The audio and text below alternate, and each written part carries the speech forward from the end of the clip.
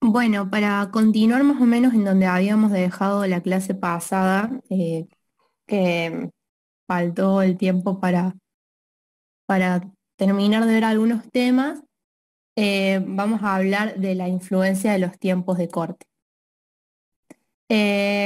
Bueno, básicamente el retardo de mínimo de desconexión del interruptor va a tener influencia en los tiempos de corte, en la corriente de corte y en la corriente de cortocircuito, que ya vamos a ver cómo se determina todo esto en la siguiente filmina.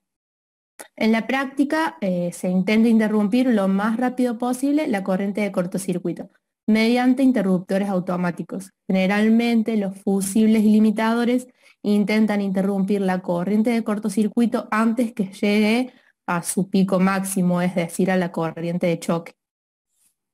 El instante de corte, no sé si alguien quería decir algo. Mm.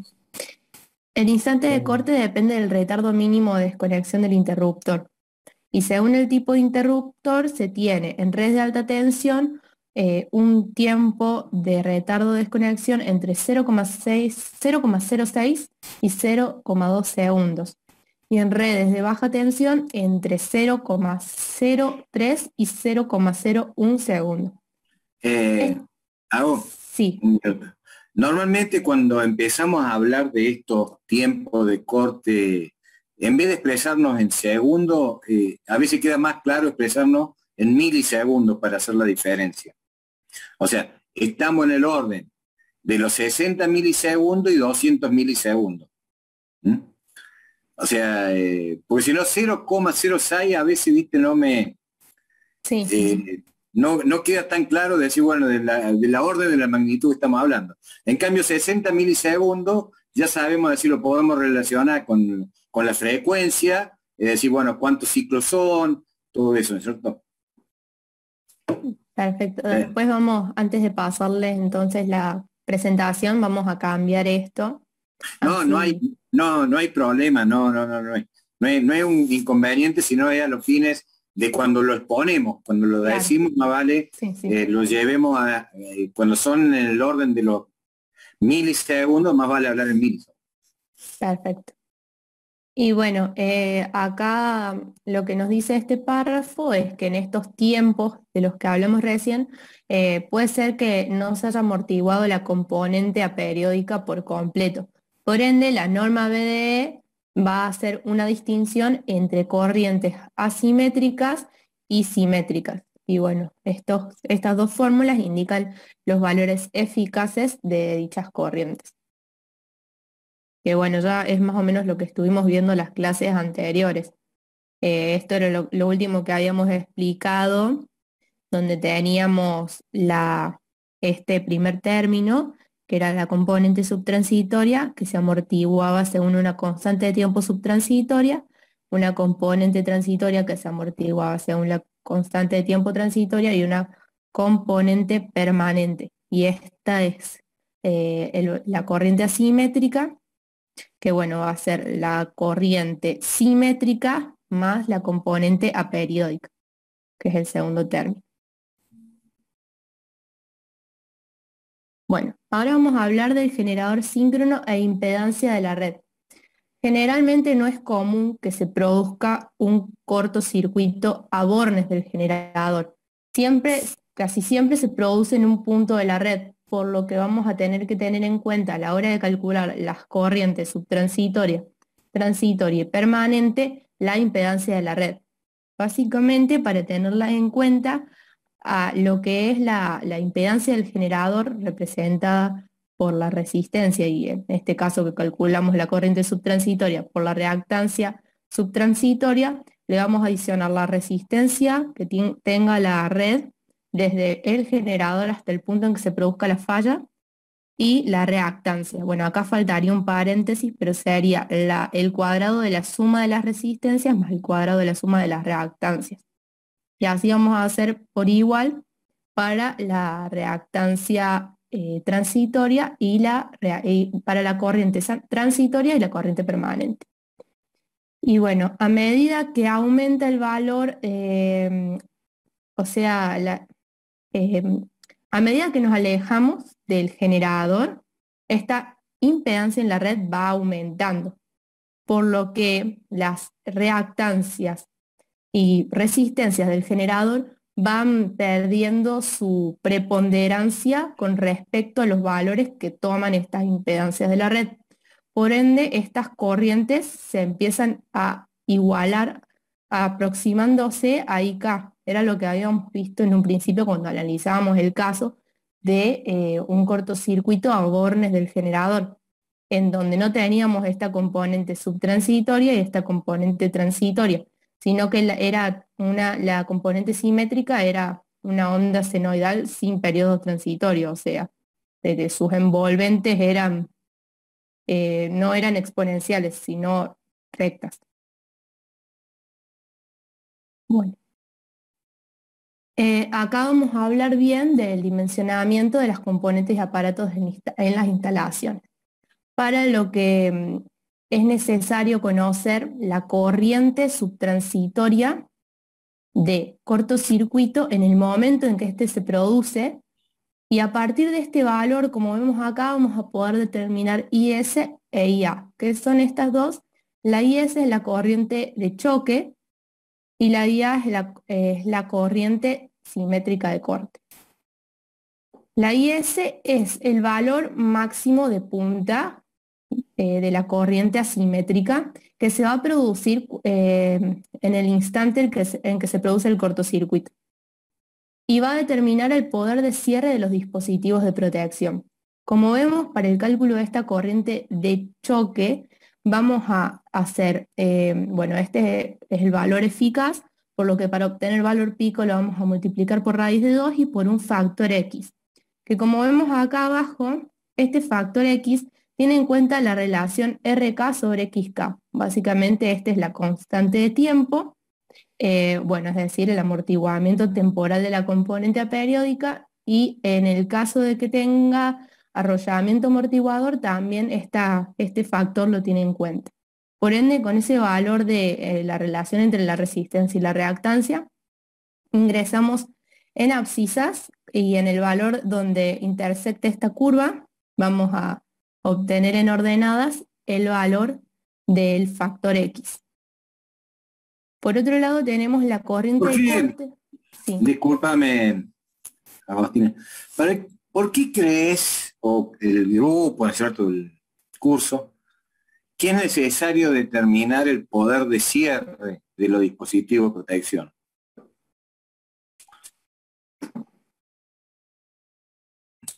En definitiva, uno cuando imagina de decir una protección, la relación siempre más vale con la apertura, ¿no?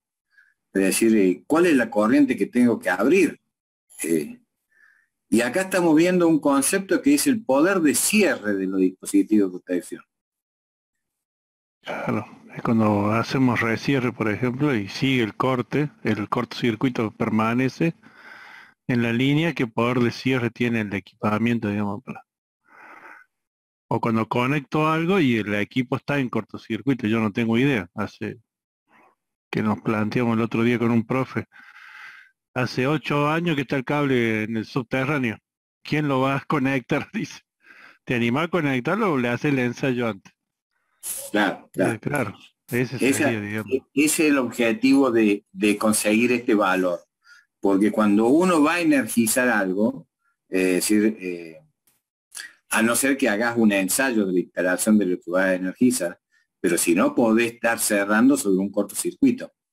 Y ese cortocircuito, en el primer instante que estoy energizando un cortocircuito, no voy a tener un problema de calentamiento.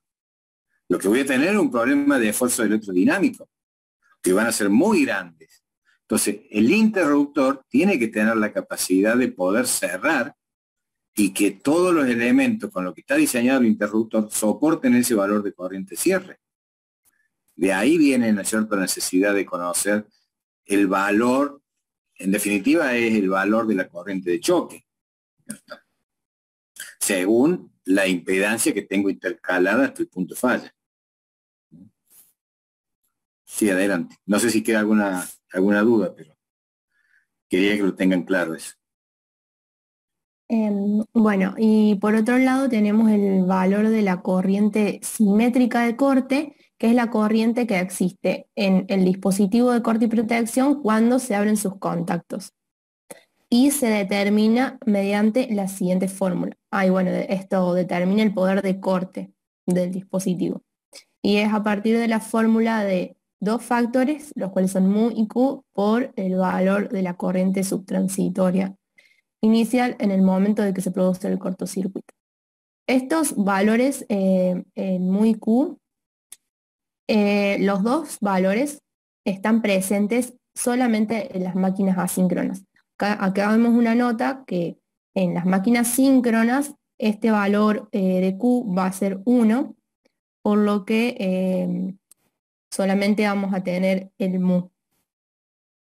Y acá vemos cómo determinarlos gráficamente, en donde el mu depende de la relación que tenemos entre la corriente subtransitoria de cortocircuito con respecto a la corriente nominal y el tiempo de retardo de desconexión del interruptor. Entonces vemos que para los diferentes tiempos de retardo de desconexión del interruptor vamos a tener diferentes curvas. Entonces, según el valor, la relación entre estas corrientes, vamos a entrar por abscisas hasta el valor de la curva que representa el tiempo de retardo de mi dispositivo de protección, y con ese valor vamos a obtener en ordenadas el mu. Y el valor del Q lo determinamos, depende de la potencia del motor sobre el número de pares de polos. O sea, como ya dijimos, el motor es porque está presente en máquinas asíncronas, y como ya veíamos al principio de todo, de las clases, las fuentes de corriente de cortocircuito eran las máquinas síncronas, tanto generadores como motores, y las asíncronas de determinada potencia, más de 50 HP se consideraba. Y bueno, también depende del retardo mínimo a la desconexión, por ende vamos a entrar en abscisas con el valor de esta relación, y según el tiempo de retardo mínimo de desconexión de mi dispositivo vamos a intersectar alguna de las curvas, y con esa intersección vamos a obtener en ordenadas el valor del factor Q.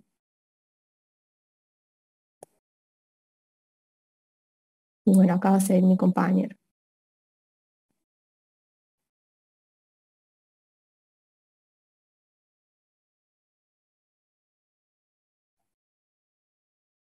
Bueno, después tenemos las reactancias del generador.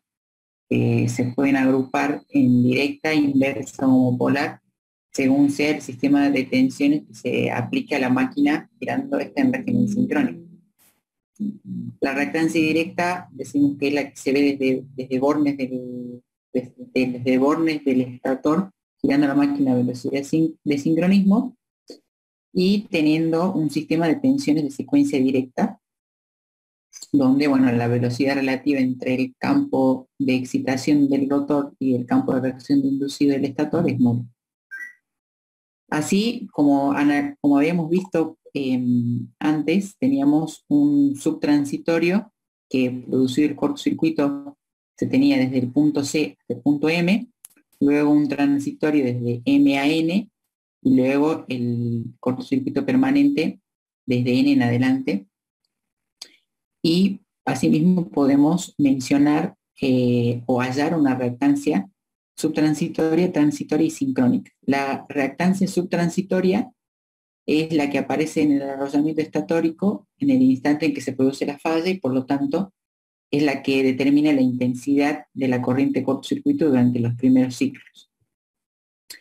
Así podemos determinarla como la suma de lo que se ve acá, donde tenemos una reactancia de dispersión en las cabezas del devanado de inducido, una reactancia del devanado amortiguador, que es a la que se debe el subtransitorio, una reactancia del devanado inductor y una reactancia del devanado de reacción de inducido, una reactancia de reacción de inducido, todas estas en paralelo. La reactancia subtransitoria tiene un valor de 0,1 a 0,25 en por unidad respecto a los valores nominales en un rotor cilíndrico, 0,13 a 0,35 en por unidad para un rotor de polos salientes, y luego tenemos la reactancia transitoria, donde ya no vamos a tener en cuenta la reactancia del devanado amortiguador, puesto que decíamos que tenía una mayor resistencia y lo que hacía que tuviese una constante de tiempo más pequeña, y por lo tanto el subtransitorio se amortiguaba más rápidamente. Entonces la reactancia del devanado amortiguador ya no se tiene en cuenta acá. Así, la reactancia transitoria, es la que aparece en el devanado estator durante el periodo transitorio, y es aproximadamente un 50% o 2 veces mayor que la reactancia subtransitoria. Y bueno, como dijimos, vamos a tener una reactancia de dispersión en las cabezas del devanado del inducido, una reactancia del devanado inductor, y una reactancia de reacción de inducido. Y bueno, como dijimos, es un 50% mayor, y vamos a tener estos valores tanto para rotor cilíndrico como para rotor de polos salientes.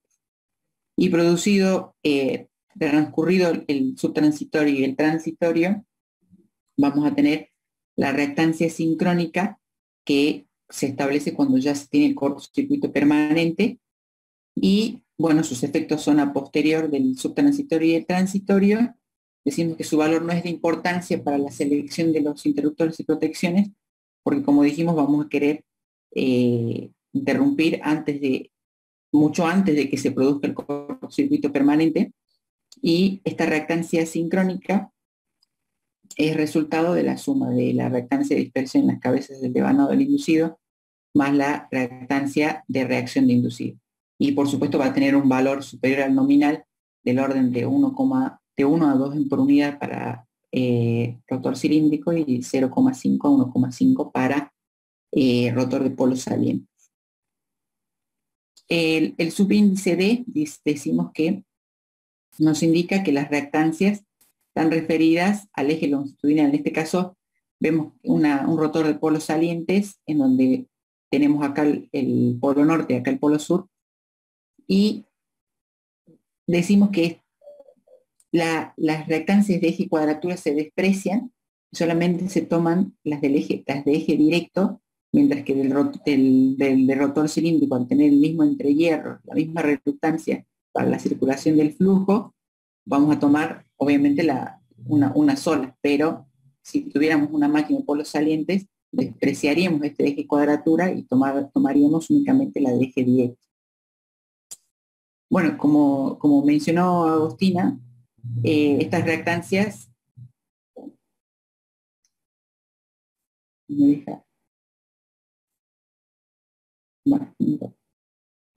estas reactancias son importantes para el cálculo de las corrientes de cortocircuito, porque, como dijimos acá, nos van a permitir determinar la corriente de cortocircuito subtransitoria, transitoria y permanente.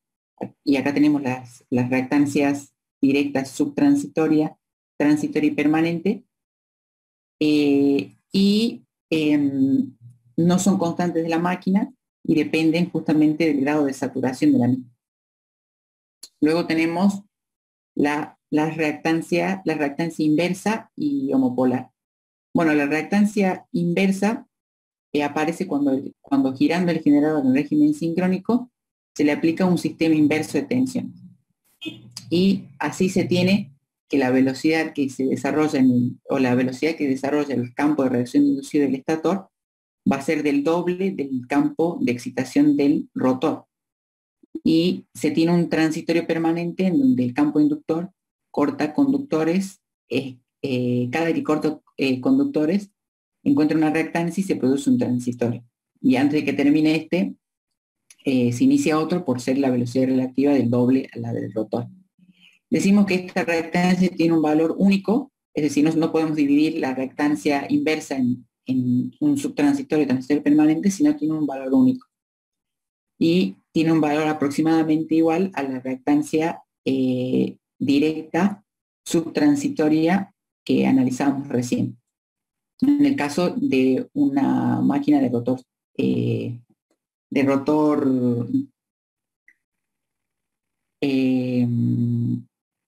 Cilíndrico. cilíndrico, Sí. sí, con devanado amortiguador. Acá en realidad creo que sin devanado amortiguador.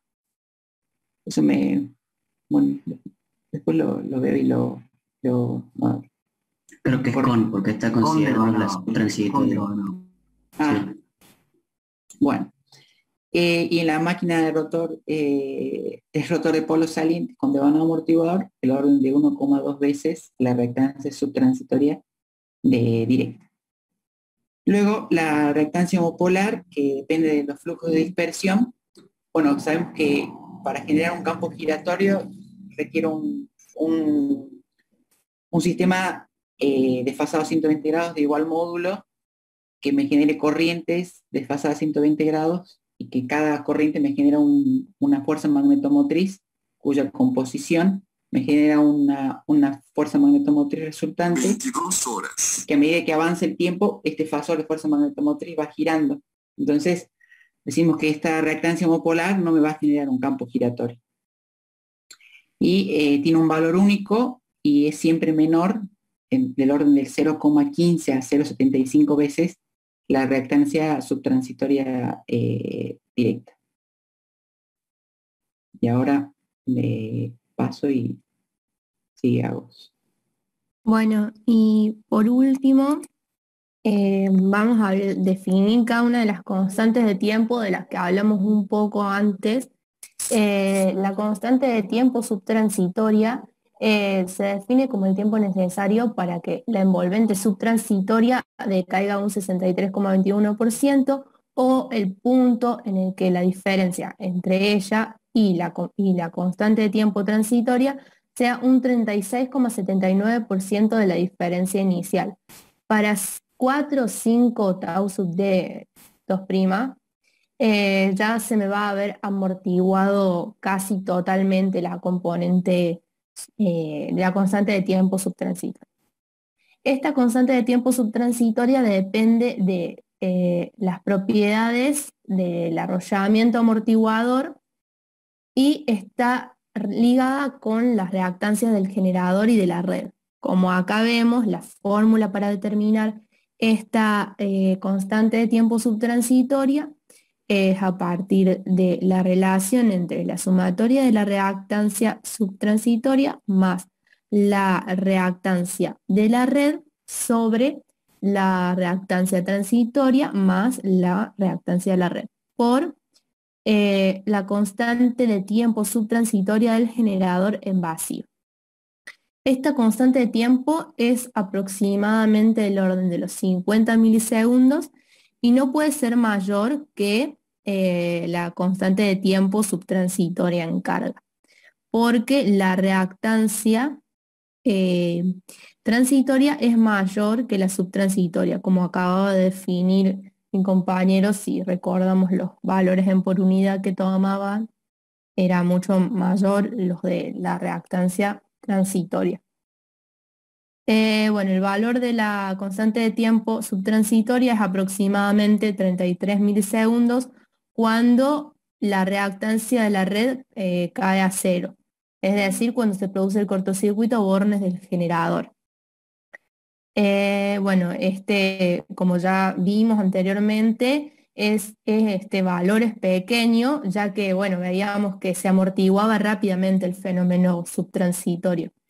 Y bueno, en esta constante, en este periodo, o sea, en el subtransitorio, la clase de cortocircuito, tripolar, bipolar o unipolar, tiene una influencia despreciable, o sea, no la vamos a tener en cuenta para el cálculo.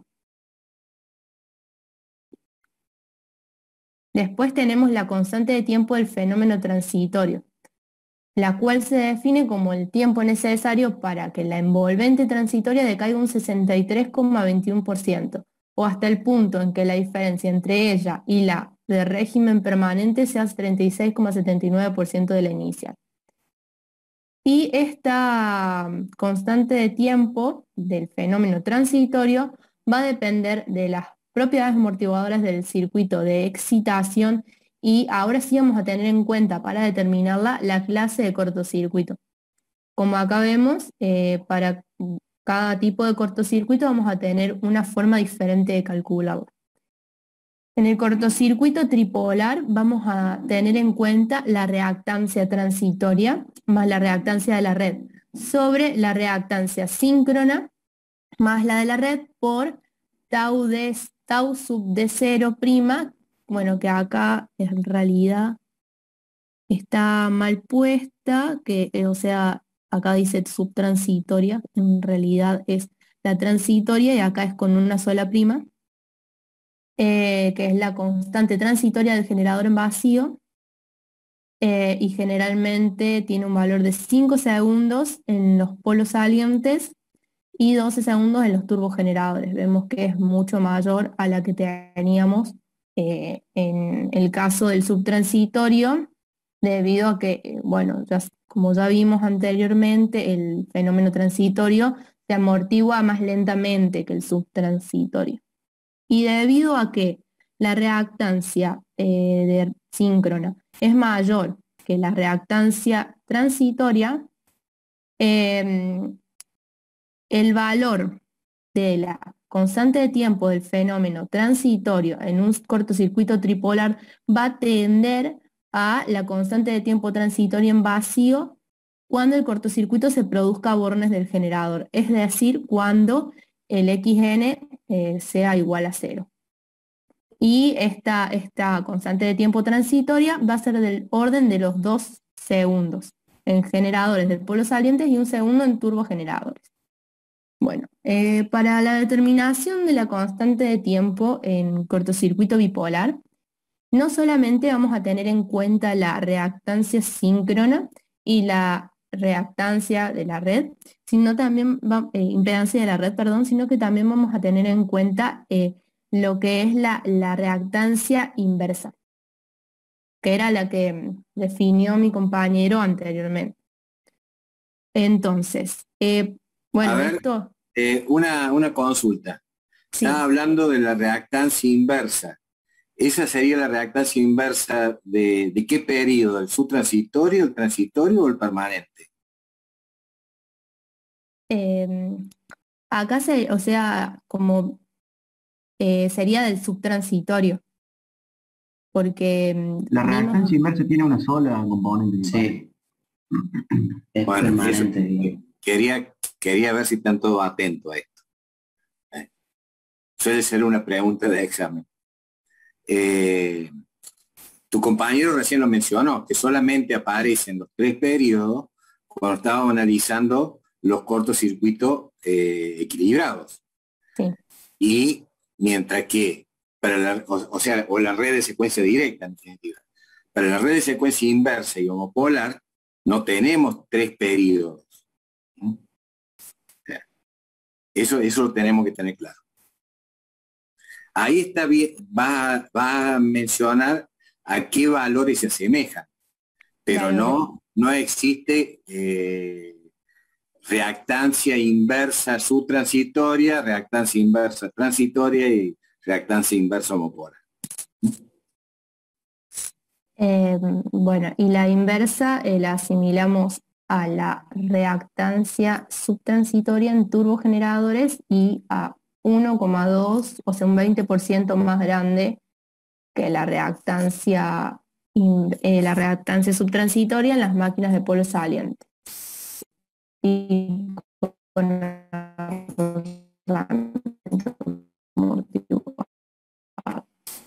bueno, cuando se trata de por circuitos bipolares, va a desaparecer más rápido que el tripolar.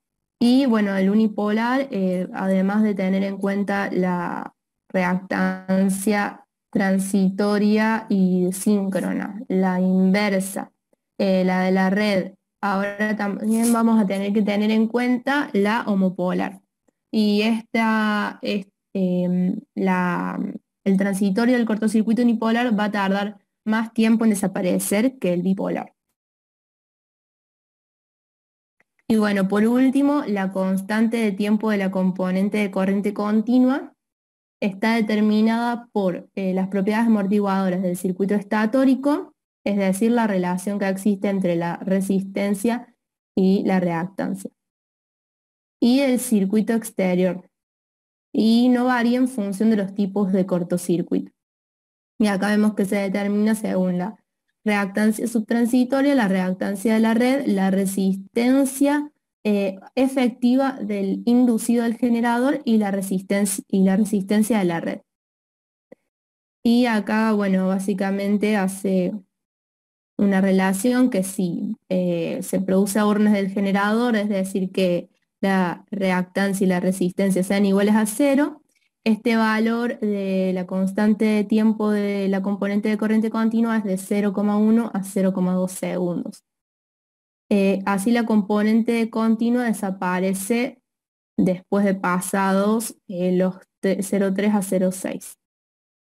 Y en un cortocircuito en la red es más pequeña cuanto más pequeña es la relación entre la reactancia y la resistencia de la red con respecto a la reactancia síncrona, la reactancia subtransitoria y la resistencia efectiva del inducido del generador.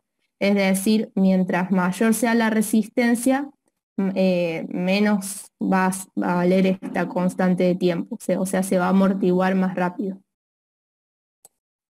Y bueno, y acá va a seguir mi compañero. Acá, este era el tema, no sé si está el profe Ota por ahí, este era el tema que tenemos conflicto.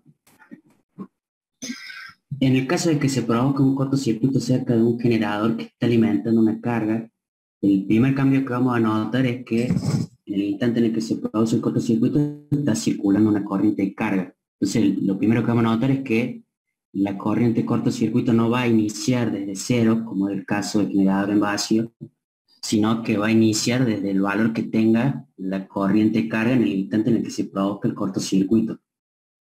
Si nosotros aplicamos la segunda ley de Kirchhoff en alguna de las fases inducido, vamos a ver que vamos a tener la FEM inducida, va a ser igual a la tensión en bornes más la caída de tensión, la reactancia subtransitoria si analizamos el instante en el que se produce un cortocircuito. Si lo comparamos con lo que ocurría en vacío, en donde no teníamos una corriente inicial, la FEM inducida era igual a la tensión en bornes. Algo que no sé si lo explicó Enzo, es que nosotros consideramos que en vacío, digamos, al principio decíamos que variaba la fuerza electromotriz, era lo que veíamos la semana pasada, pero después lo que hacemos para, o sea, logrando el mismo efecto es considerar la fuerza electromotriz inducida constante y lo que varía es la reactancia. Entonces hablamos de una reactancia subtransitoria, transitoria y la sincrónica. Lo que ocurre en el generador bajo carga es que usamos los mismos valores de reactancia, pero ya estamos viendo que en un instante inicial la fuerza electromotriz inducida no es igual a la tensión en bornes porque tenemos una corriente. Entonces la FEM inducida ya varía.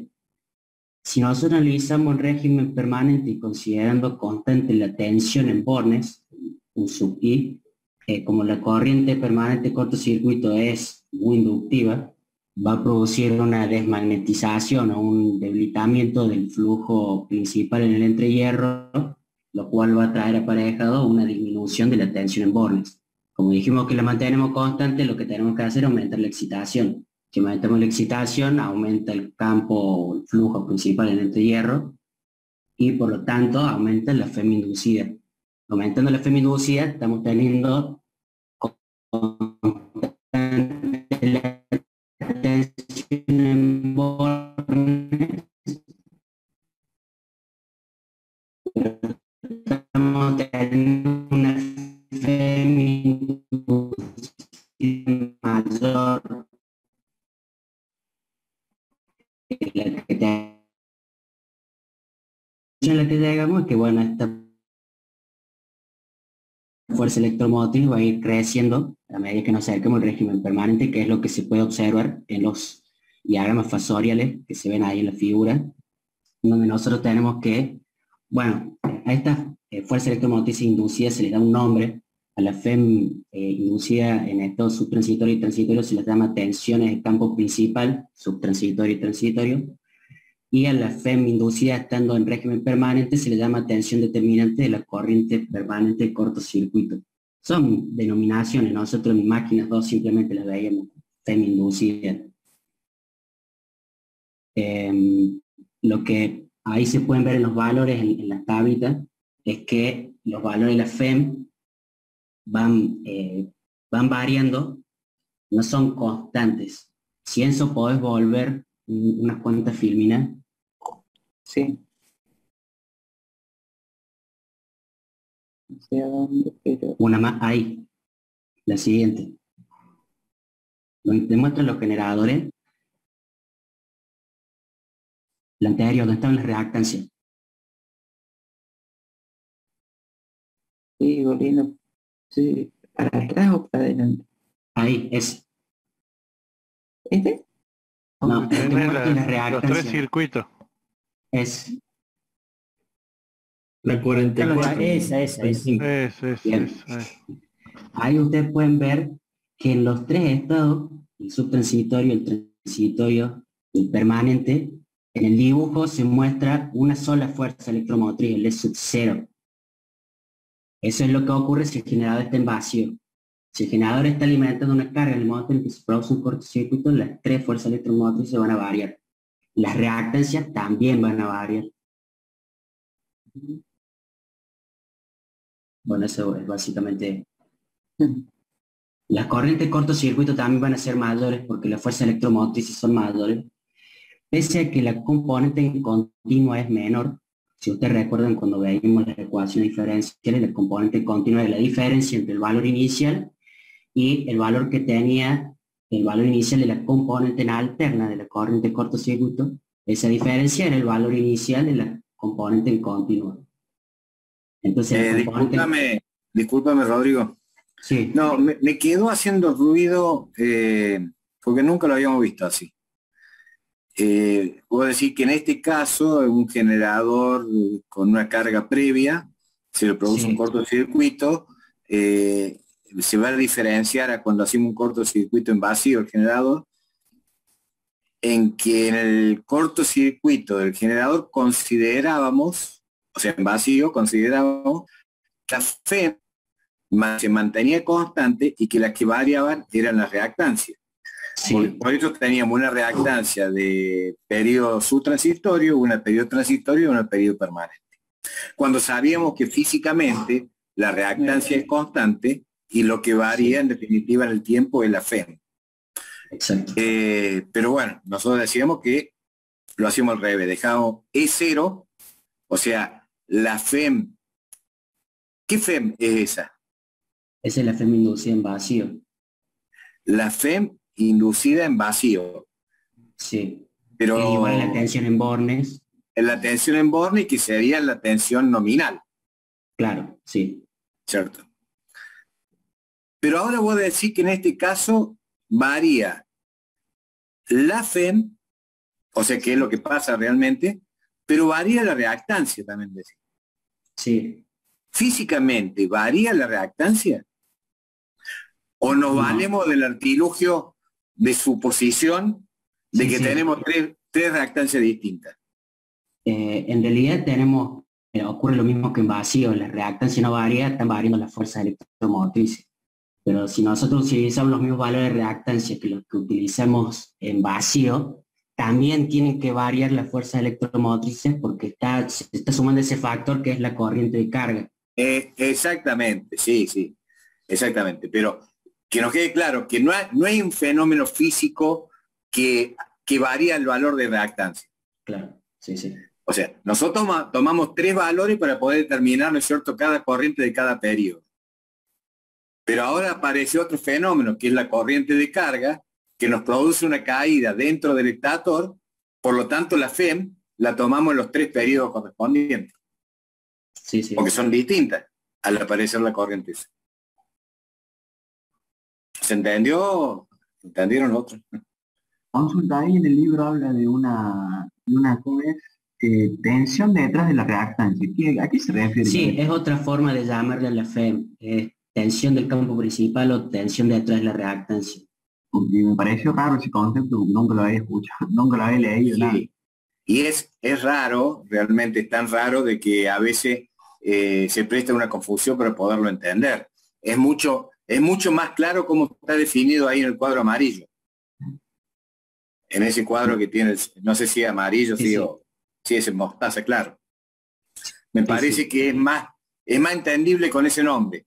Pero normalmente toda la bibliografía de cortocircuito hablan de la tensión detrás de la reactancia.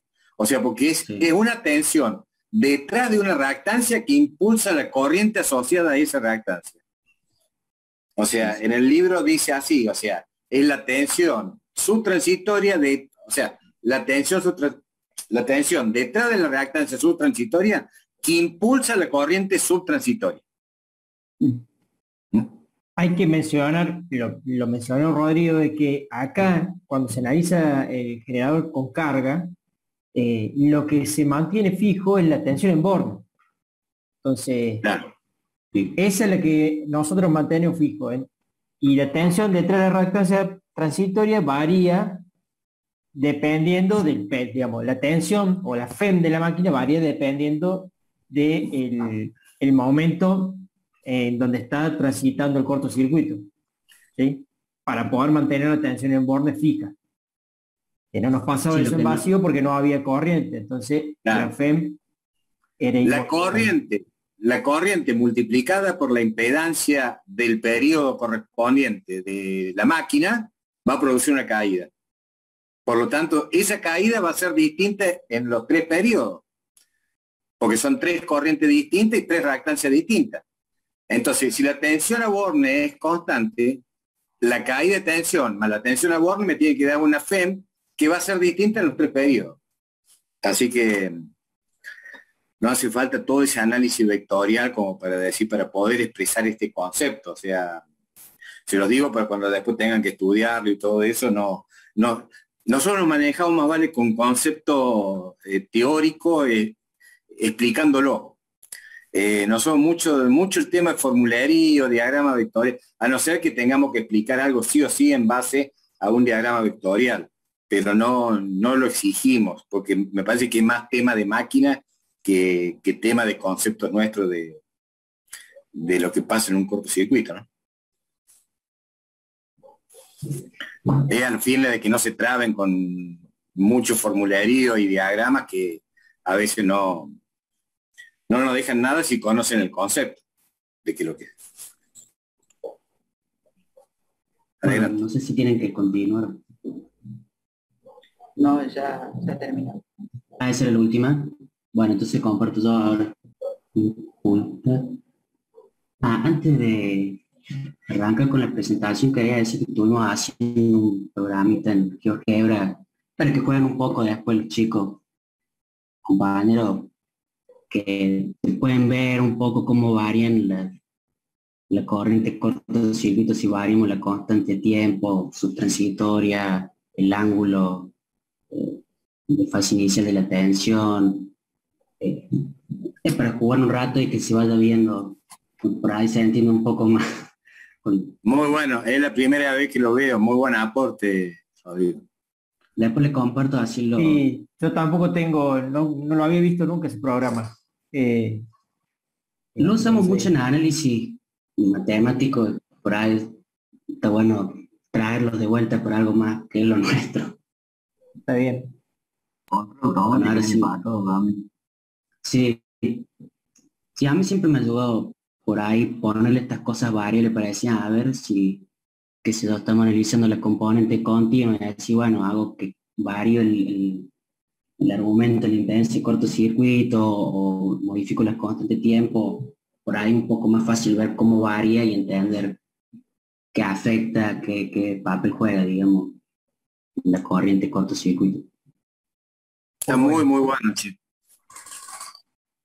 Bueno, ahora sí vamos a la aplicación del método de las componentes simétricas a los cálculos de corriente de cortocircuito, que bueno, ya hemos venido hablando bastante de manera indirecta. Ahora vamos a empezar a definir algunas de las cosas que hemos venido hablando, términos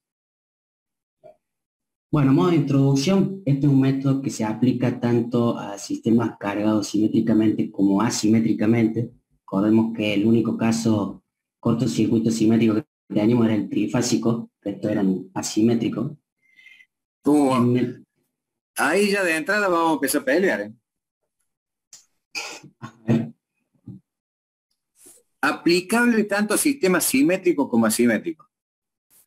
sí, en realidad en el apunte decía sistemas equilibrados y desequilibrados.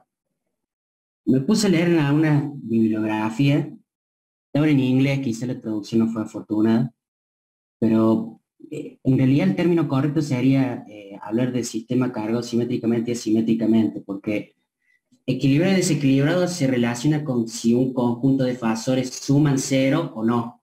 En cambio, simétrico se relaciona con si los fasores tienen el mismo módulo y están fasados 120 grados entre sí, bueno, o no.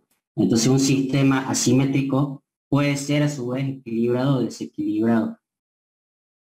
Puede ser equilibrado en el caso de que, por ejemplo, hablando de tres corrientes que sean asimétricas, si suman cero es equilibrado, pero puede ser asimétrico. O pueden sumar distinto de cero y ser asimétrico y desequilibrado a la vez. O sea, Entonces, en ese caso la simetría sería un sistema trifásico asimétrico respecto a una referencia. sí. O sea, Me cuesta, no me una cuesta, referencia, sino me cuesta sería verlo. así. Voy O a sea, hacer una- no sé si me pasa todo, pero me cuesta verlo que sea asimétrico. eh, Asimétrico es que tiene el mismo módulo y están desfasados 120 grados. Eso sería simétrico. Si es asimétrico, entonces es que, bueno, no se presenta esa condición. Pero si yo tengo tres fasores, pueden sumar cero.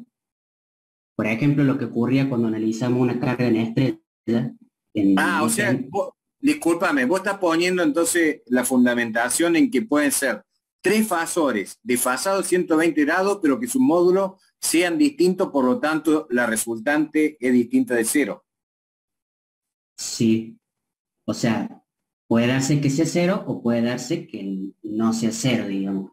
Yo lo que veo, Ah, bien, desde ahí vos decís entonces, si es cero, la sumatoria de los tres fasores Sí. es simétrico equilibrado. Si es cero, sí, Ah, bien. Claro. es equilibrado. Entonces, puede ser simétrico que el estén desfasado 120 grados, pero que la resultante de la suma de los tres fasores sea distinto a cero, con lo cual es simétrico desequilibrado. No, si es simétrico, es equilibrado. Porque simétrico tiene el mismo módulo y están desfasados 120 grados. Entonces, si es Ajá. simétrico, es equilibrado. Bien. Pero esa definición de simetría, ¿de dónde?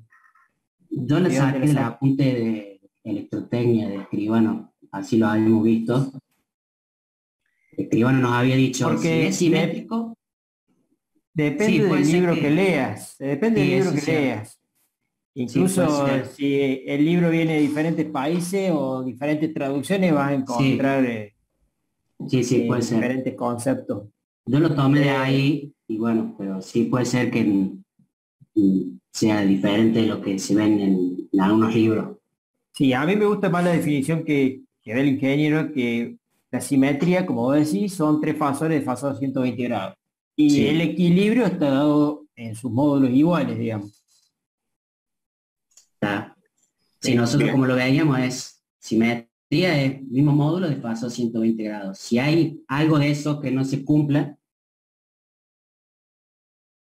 si es simétrico, sí o sí suman cero. O sea, si Puedes es tener simétrico es módulos equilibrado. iguales y no ser simétrico. Simétrico, como nosotros lo veíamos, es que es módulos iguales, desfasado 120 grados, en ese caso sí suman cero. Si alguna de esas dos condiciones no se cumple, que tengan módulo distinto o no estén desfasados 120 grados, entonces ya no es simétrico. Así lo veíamos nosotros. Claro, lo Bien. que nosotros veíamos era que cuando era simétrico tenía tanto simetría de módulo como simetría de fase. Claro. Bien. Bueno, de cualquier forma, para no, Sí, sí. nosotros Está bien. esto lo vamos a utilizar para tratar lo que son las fallas equilibradas o desequilibradas. Sí, Pero yo donde primero de todo te quería decir que me hace ruido y me voy a empezar a pelear con vos cuando me decís que es aplicable tanto a sistemas simétricos como asimétricos. Nosotros lo vamos a aplicar acá, más que a sistemas, lo vamos a aplicar a fallas.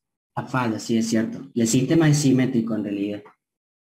O sea, Claro. nosotros consideramos que el sistema previo a la falla es simétrico equilibrado. Exactamente. Entonces, y lo vamos a aplicar a fallas fallas, equilibradas y desequilibradas. Y ahí es donde yo voy a pelear con vos. Porque no es un método para aplicarlo a fallas equilibradas. Se puede aplicar.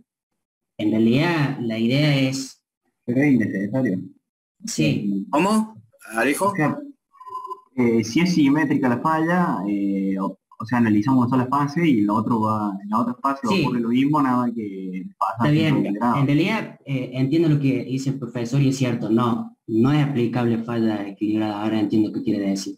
Porque si la Claro. falla es equilibrada, no es necesario descomponer en las componentes simétricas, entonces no tiene sentido aplicar el método. Tienes un solo Exactamente. componente. ¿Sabes por qué lo quiero aclarar? Porque suele ser, dado que en el apunte, cuando describe el método hace todo una deducción del método y termina creando toda la red de secuencia y entonces dice, y para fallos trifásicos, la fórmula es esta. Y en esa fórmula no ves en ningún lado aplicada el valor de la impedancia de secuencia inversa y la impedancia de secuencia homopolar. Entonces, ¿para qué explicamos todo, la descomposición, ¿no es cierto?, del método, si para el trifásico no nos hace falta? Si en el principio el apunte hace esa introducción, bueno, la puse ahí, pero ahora que lo reflexiono que usted lo dice es cierto. O sea, si no estamos descomponiendo nada y estamos analizando lo que ya tenemos, entonces simplemente estamos analizando directamente el sistema y no estamos aplicando el método de las componentes simétricas. Claro, claro, claro. Era eso, que quede claro eso, o sea, que no nos hace falta Sí, sí. andar, porque Es si no, muy importante. si no parecería que vamos a tener que buscar la impedancia de secuencia inversa y la impedancia de secuencia homopolar para poder resolver un caso trifásico. Sí, no, Y- es cierto, no es así. Y vamos a estar laburando de más. Sí, sí, tal cual.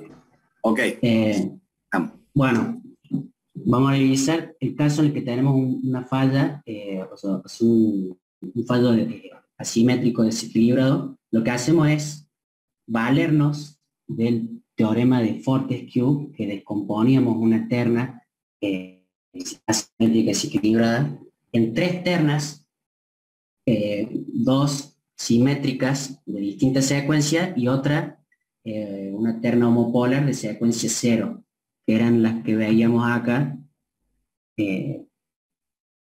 Son los diagramas fasorios y estos son los esquemas de conexión. Los esquemas de conexión es simplemente una fuente que provee tres tensiones simétricas, secuencia directa, en el caso del sistema de secuencia directa, secuencia inversa y secuencia homopolar. En el caso de los primeros dos, como son simétricos, no tenemos, o sea, la suma de las corrientes, que también son simétricas, es cero. Entonces no tenemos corriente de retorno. Pero sí tenemos corriente de retorno en el caso del sistema de secuencia homopolar, porque la tensión aplicada a cada fase es la misma, y la corriente que circula a cada fase, por cada fase es la misma. Entonces vamos a tener que la corriente que de retorno es 3 veces la corriente que circula por cada fase. Si nosotros sumáramos las tres corrientes en los puntos neutros, digamos, o en el centro, digamos, de la carga, en este caso en la estrella, veremos que las tres corrientes suman cero porque son simétricas. Sería algo así las corrientes. Si las sumamos da cero. Bueno, recordando también un poco lo que era una secuencia positiva o directa. Si nosotros colocamos un eje de referencia, por ejemplo el eje de las abscisas, la secuencia en la que los fasores cruzaban este eje a medida que giraban con velocidad igual a la pulsación, era, en este caso sería la secuencia positiva es A1, B1 y C1, y en el caso de la negativa sería 2, C2, B2. Bueno, la homopolar cruzan los tres al mismo tiempo, están en fase. Eso es un poco recordatorio, ¿no? Bien, entonces Lo que hacemos es descomponer las magnitudes eléctricas en estas componentes, que se denominan componentes simétricas. Eso, lo que hacemos luego es analizar y estudiar la respuesta del sistema y determinar las componentes en una única fase.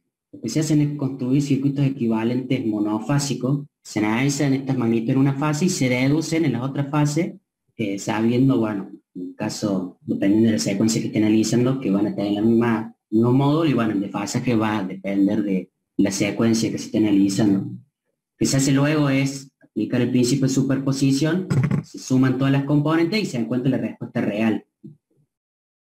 Como dijimos, hablamos de circuitos monofásicos equivalentes. Cada elemento va a tener 3 circuitos monofásicos equivalentes, que, bueno, esto es consecuencia del teorema de Fortescue, donde estamos descomponiendo en 3 componentes. Los circuitos monofásicos equivalentes van a ser secuencia directa, inversa y homopolar, que también se llaman de secuencia positiva, negativa y cero.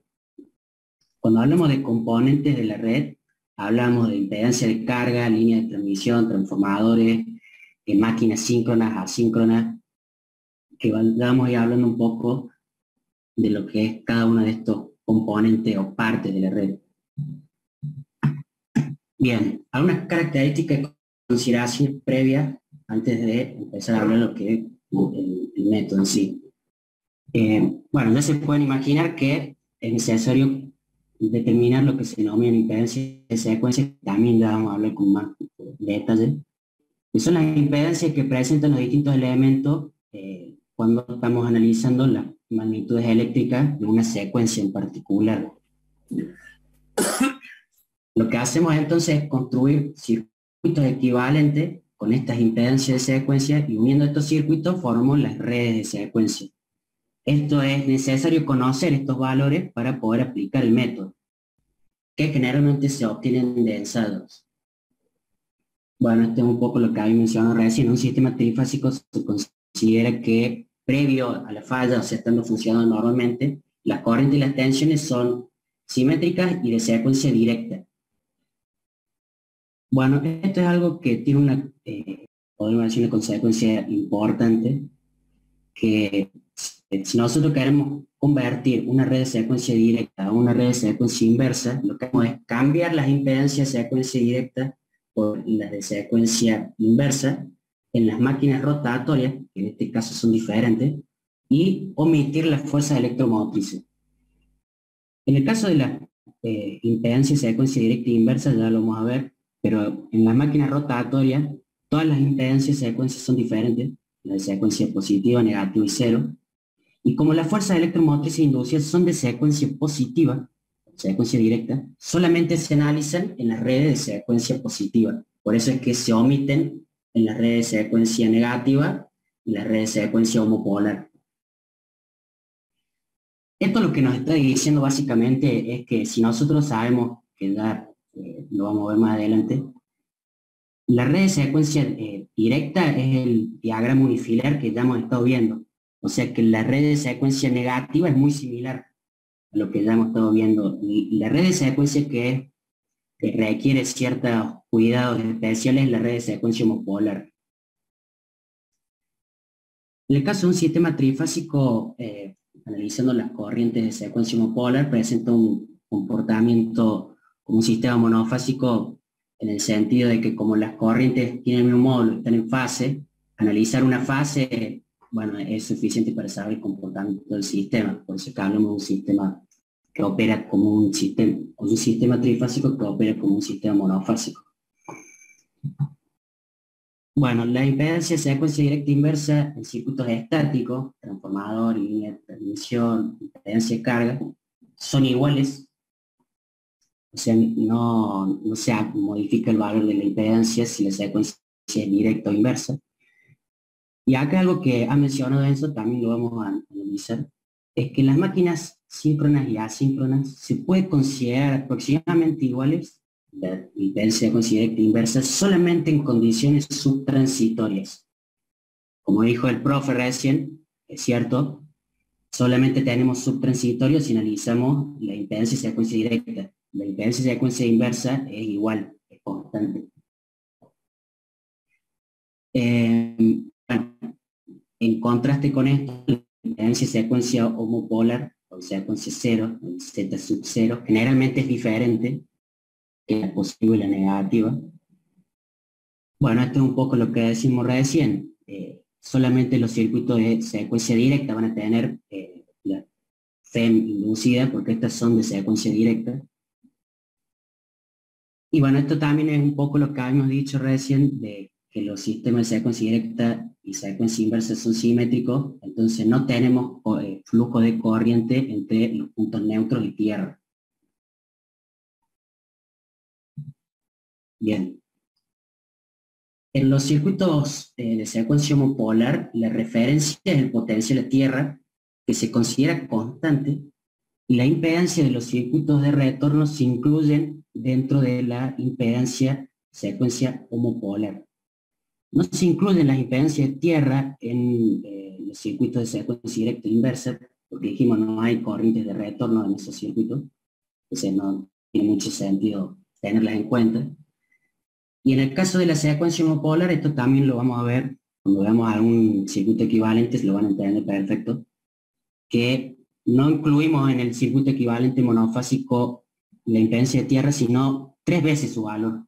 Y eso es porque consideramos que circula, o hacemos un circuito equivalente monofásico, consideramos que circula la corriente que circula por una fase, que dijimos, ¿bien?, que es, por una fase circula I sub 0, y por el retorno circula 3 veces I sub 0. Si yo acá tuviera una impedancia, llamémosle Z sub n, la caída de tensión que yo tengo en esa impedancia es lo mismo, o sea, es la misma caída de tensión que yo tengo con 3 veces el valor de esa impedancia y 1/3 el valor de la corriente. La caída de tensión es la misma. Entonces, haciendo ese artilugio matemático, podemos decir, podemos armar el circuito equivalente. Cuando veamos a un circuito lo van a entender. Bueno, ahora vamos a definir lo que son, que ya lo venimos nombrando bastante, las impedancias de secuencia, con las que armamos los circuitos equivalentes y las redes de secuencia. Le dijimos que cuando se produce un fallo simétrico en una red simétrica equilibrada, nosotros lo que hacemos es descomponer las magnitudes eléctricas, tensiones y corrientes en sus componentes simétricas. Entonces lo que hacemos es analizar la respuesta del sistema frente a cada una de estas componentes. Si nosotros consideramos, o sea, armamos redes de secuencia para analizar la respuesta a cada una de estas componentes, vamos a armar circuitos equivalentes que van a tener impedancias.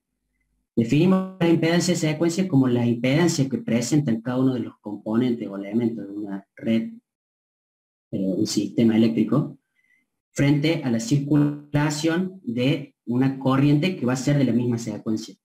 Entonces, si nosotros hablamos de, por ejemplo, impedancia de secuencia directa, es la impedancia que presenta un elemento a la circulación de una terna de corrientes de secuencia directa.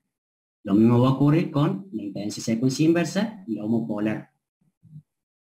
Con estas impedancias, con lo que analizamos la respuesta a cada una de las componentes, componentes simétricas, constituimos los circuitos equivalentes. Conectando estos circuitos equivalentes, formamos las redes de secuencia, y con estas redes de secuencia lo que hacemos es representar distintas condiciones de fallo que pueden presentarse, estudiar distintas condiciones de fallo y efectos que estos pueden tener. Bueno, acá una aclaración que ya habíamos mencionado, o sea, previo al fallo se considera que el sistema está en equilibrio y es simétrico. No se considera ningún desequilibrio por a una carga, o sea, se considera que el sistema estaba en equilibrio y todas las corrientes estaban en equilibrio también. Se considera solamente el desequilibrio causado por la falla. Eso es porque el teorema de superposición nos obliga a que tengamos previo a aplicar el mismo un sistema equilibrado. O sea, es condición. No podemos partir de un sistema desequilibrado, el cual lo tendríamos que representar por un sistema de componentes simétricos. Claro, entonces, exactamente. Por lo tanto, previo al fallo, el sistema tiene que estar equilibrado, ya sea en vacío o en carga, pero tiene que estar equilibrado. Exactamente. exactamente. Bien, ahora vamos a analizar lo que son las impedancias y redes de secuencia de los distintos componentes. O sea, estos incluyen los circuitos lineales estáticos y simétricos, máquinas rotatorias, línea de transmisión y transformadores, lo que ya hemos mencionado. Lo vamos analizando uno por uno. En el caso de los circuitos lineales simétricos y estáticos, bueno, las impedancias de secuencia son todas iguales, la de positivo, negativo y la homopolar. La forma en la que lo pueden entender fácil es recordando los circuitos que analizamos en electrotecnia. Si nosotros teníamos una carga, por ejemplo, un triángulo, una estrella, no se modificaban los valores de impedancia si nosotros le aplicamos una terna de tensiones de secuencia directa, inversa o homopolar. Los valores de impedancia eran constantes. Sí, íbamos a tener diferencia en la fase de las corrientes, pero no había diferencia, no se había modificado el valor de la impedancia. Por eso en este caso todas las impedancias de secuencia son iguales. Ahora el caso de la máquina giratoria es el caso opuesto, son todas diferentes. El caso de la secuencia directa es el que ya han estado analizando mis compañeros, incluso ya han visto cómo se calcula. También han mencionado algo de la secuencia negativa. La secuencia directa es el caso de la reactancia transitoria. Sí. Disculpa, me quedó sonando lo que dijiste recién con los circuitos lineales. Dijiste que las tres impedancias de secuencia son iguales. Sí. ¿No estoy de acuerdo? No estoy de acuerdo. Vamos a poner un poquito más. A mí también me hizo ruido, por eso me gustaría decir, bueno, está bien. ¿En qué ejemplo sería? La positiva y la negativa, en este caso, son iguales. La estático, la homopolar, sería igual si no estamos incluyendo, porque estamos hablando de circuito lineal simétrico y estático, pero estamos excluyendo dos casos, que en esos dos casos son diferentes. Por eso es que me animé a decir que el homopolar también es diferente. Me puedo equivocar, pero como estamos excluyendo el caso de las líneas de transporte o de transmisión y de los transformadores, que en esos casos sí puede variar, solamente nos quedarían las impedancias de carga. Y en ese caso... Claro, no sé, o no te presté atención, pero no te escuché que excluías eso, digamos. Está bien. Pero yo al principio pensaba lo mismo, pero después cuando lo fui estudiando dije, pero si yo no estoy incluyendo esos dos, que en esos dos varía, entonces significaría... Está bien. Que quede claro que las líneas y los transformadores no lo analizaste en ese primer punto. Exacto. Por eso es que acá los puse primero todo, digo que se vea bien, que están los otros dos separados. La pasé muy rápido en la presentación. No, está bien. Lo mencionaste, pero yo no había caído a qué te referías. Está bien. Vamos a la máquina giratoria. Le dijimos secuencia directa, eran las que ya me estoy viendo, reactancia subtransitoria, transitoria y la sincrónica. Ahora, como dijo mi compañero, cuando circulan corrientes de secuencia positiva, generan un campo de reacción inducido que se mueve a velocidad de sincronismo, o sea, la misma velocidad que el rotor. La velocidad relativa de este campo respecto al rotor es cero, se mueven a la misma velocidad. Ahora, si la secuencia es negativa, se mueve a velocidad de sincronismo, pero en sentido contrario.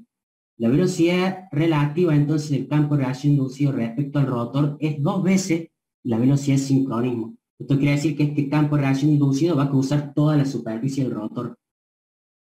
Por eso es que cuando veían los cálculos de reactancia, bueno, en el caso del rotor cilíndrico era el promedio de las dos reactancias, la de eje directo y la encuadratura, porque en realidad cruzaba todo el rotor. En el caso de la máquina de rotor de polo saliente, como la de reactancia de cuadratura es muy baja, porque entre el hierro es muy grande, bueno, directamente se calcula en función de la reactancia eje directo. Bien, ¿por qué? Esto es el punto importante. ¿Por qué se considera que solamente es similar en condiciones subtransitorias? En el instante en el que se produce el cortocircuito cerca del generador, en bornes del generador, lo que ocurre es que el campo de reacción inducido, analizando lo que ocurre en la secuencia directa, tiende a cambiar su posición relativa. Tiende, como dijimos, pasa de una condición inicial a una final, ya estando en estado permanente, o sea, ahí donde se va a aparecer el transitorio causado por el arrollamiento amortiguador y el transitorio causado por el propio arrollamiento del rotor. Ese desplazamiento es justamente una variación de la posición relativa de ese campo respecto al rotor. Entonces, en esa situación inicial, comparado con lo que ocurre en secuencia negativa, que también se produce una modificación de la posición relativa, nada más que en un caso es algo transitorio, en el otro caso es una modificación, un cambio permanente. En esa situación inicial presentan un comportamiento similar, por eso es que solamente se dice que son similares en condiciones subtransitorias. Y bueno, y analizando lo que serían las corrientes de secuencia cero, como estas corrientes están en fase, van a producir campos o fuerzas magnetomotrices que si fueran exactamente sinusoidales se anularían entre sí, o sea, no habría reacción de inducido. Pero como no son exactamente sinusoidales, bueno, existe un pequeño campo que se suma al efecto del caso ideal, podríamos decir, en el que no hubiera flujo en el entrehierro, que es el caso en el que solamente tenemos dispersión en los arrollamientos, o sea, solamente estaríamos considerando la reactancia de dispersión. Bien, vamos a analizar el caso siguiente, la línea de transporte, transmisión. Nosotros cuando vimos en el cálculo de los parámetros de las líneas, nosotros no analizamos, no tuvimos en cuenta la secuencia de las tensiones o de las corrientes. Y esto es porque en realidad no la estamos, no me modificaría el valor de los parámetros eléctricos si fuera en secuencia directa e inversa. A ver, ¿por qué creen que no la teníamos en cuenta? Respondo. Para todo el curso. Por los generadores. Yo me imagino por la transposición. Para mí porque los generadores, o sea, como explicó Rodrigo recién, tenemos en cuenta que es secuencia directa nada más. Entonces, ¿para qué vamos a tener en cuenta la secuencia inversa? Y bueno, pero acá en el cortocircuito lo mismo, tenemos solamente generadores que producen FEM de secuencia directa. Sí, acuérdate que cuando vos estás analizando y vas a construir las redes de secuencia, vos tenés que conocer el comportamiento de ese elemento frente a la aplicación o a la circulación de corriente secuencia inversa. O sea, no importa lo que vos tengas en el generador, cuando vos vas a definir la red de secuencia inversa, vas a analizar cómo se comporta ese elemento cuando tenga tensiones y corriente de secuencia inversa. O sea que... No, nadie me convence todavía. Sigo sin comprar.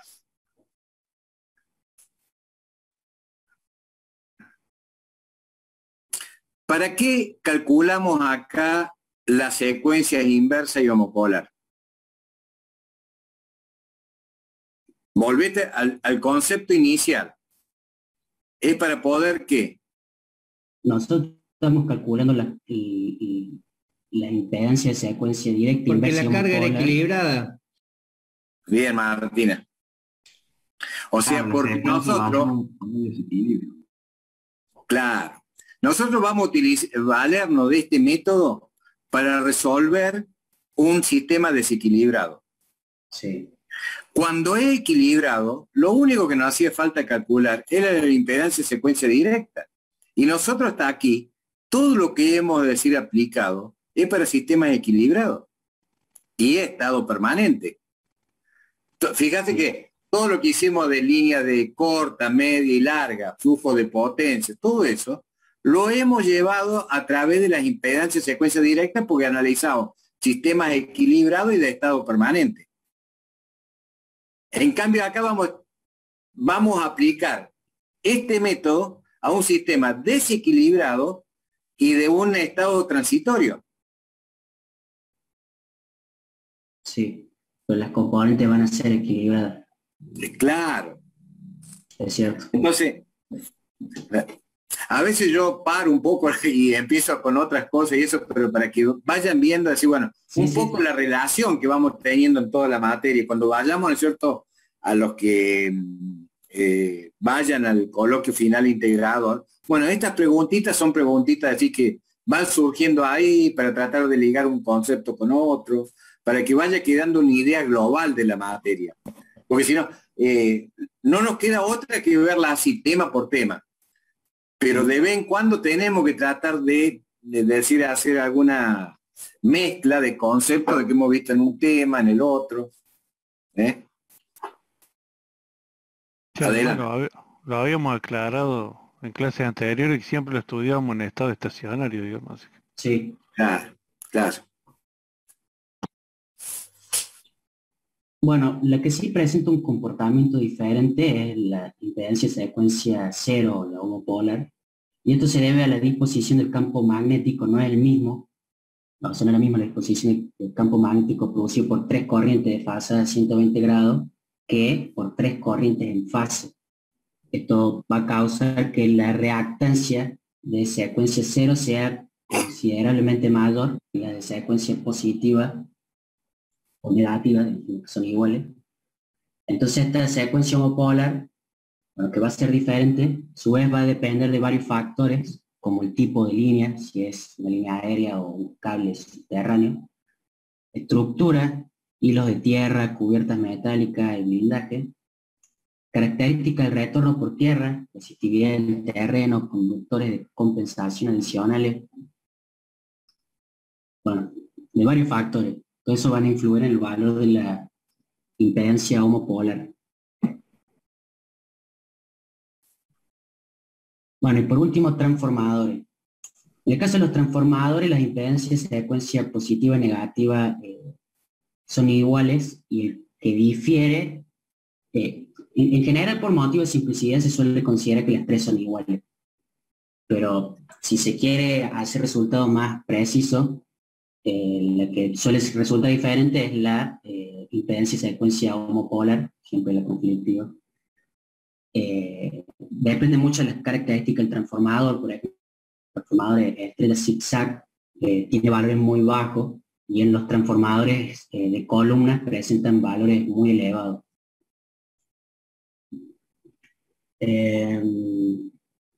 Bueno, esto también un poco de la simplicidad que se hace en los transformadores. Cuando veíamos flujo de potencia se trabajaba con el circuito equivalente aproximado, ¿no? Se despreciaba la rama en paralelo. Exacto. Bien, ahora vamos a analizar lo que son las redes de secuencia, los circuitos equivalentes de los generadores sin carga. Una de las cosas que ya estuvimos mencionando es que las tensiones... No sé si tenés un tema corto porque no, ya casi nos faltan 10 minutitos. No sé si a lo mejor estás por empezar un tema, a lo mejor conviene dejarlo para mañana.